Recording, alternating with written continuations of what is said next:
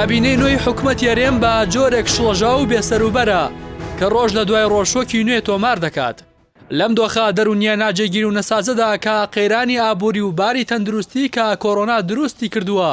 ناخۆشیش نییە گوێ لە یەکێک لە هەڵۆکانی حکومەت بگریت و بزانی چۆن باسی جەژنی قوربانی زۆرینەی موسڵمانی هەرێمەکەی دەکات. سەبارەت بە جەژن ئێمە بڕیارماندا لەو کۆبوونەوەیە کە چونکە وەکو گوتم حاجیمان نەبووە لە جەژنی قوربانیش بەبوونی حاجیەوە جەژنێکی خۆش بوو کە هەمومان سەردانی حاجەکانمان دەکرد و پیرۆزبایی ئەومان دەکرد کە بە سەلامەتی چوونەتە ماڵی خوا و گەڕاونەتەوە.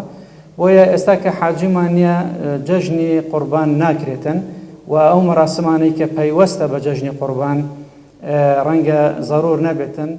حکوومەت ئەگەر شکست و شۆکەکانی دیکەی وەک 400 ملیارەکەی بەغدا بتوانێت بە ڕاگەندراوێک دیزا بە دەرخۆنە بکات و ئاوێ بە دڵی ئەندام و لایەنگرانی ترۆیکای پێکێنەری حکوومەتدا بکات. بەڵام لە خوێندەواری و نەشارەزایی وەزیری ناوخۆ کە بە یەکێک لە هەڵۆکانی کابینەکە دادەنرێت ئابڕووچوونێکە تەنها مەگەر داوای لێبوردن و دانان بە نەشارەزاییدا ڕووی کابینەکە و خاوەنەکەی سپی بکاتەوە. کاتێک چاودێران و ڕۆژنامەنووسان دەیانگوت ناکرێت تاکە وەزیرێک لە جێی وەزیری دارایی باس لە قەبارەی داهات و بوون و نەبوونی موچە بکات. لە جێی وەزیری بازرگانی باسی کردنەوە و نەکردنەوەی مەرج و خاڵا سنوورەکان بکات. لە جێی وەزیری تەندروستی و ئەوقاف قسە بکات گوێ بۆ ئەم سەرنجانە نەدەگیرا تا ئەوەی خۆی بە داری گۆڵەکە دادا و کەوتە بەرەو پەندەی کە دەڵێ ئەوەی زۆر بڵێ هەڵەش زۆر دەکات. فڕۆکەخانەکانەوە ڕێگا نادرێتن گەشتیار داخلی هەرێمی کوردستان ببێتن. هەر ئەم وەزیری نێوخۆیە لە مانگی ئاداردا لە جێی وەزیری دارایی قسەی کرد و وتی داهاتی نێوخۆ نزیک بووەتەوە لە سفر کەچی هەردوای ماوەیەک لەو قسەیە حکومەت بە پارەی بەغدا و داهاتی نێوخۆ موچەی مانگیەکی دابەش کرد. هەر ئەم وەزیری ناوخۆیە ئەمڕۆ پێنجشەممە شوێنی با سەفیندزەیی بەرپرسی فەرمانگەی پەیوەندیەکانی دەرەوەش چۆڵ کرد و پێشوازی لا وەزیری دەرەوەی فینلەندا کرد کەواتە و قسەی ڕۆژنامەنووسەکەی نزیک لە خۆیان کە دەیگوت وەزیری ناوخۆ و وەزیری دەرەوە ڕاز دەرچوو.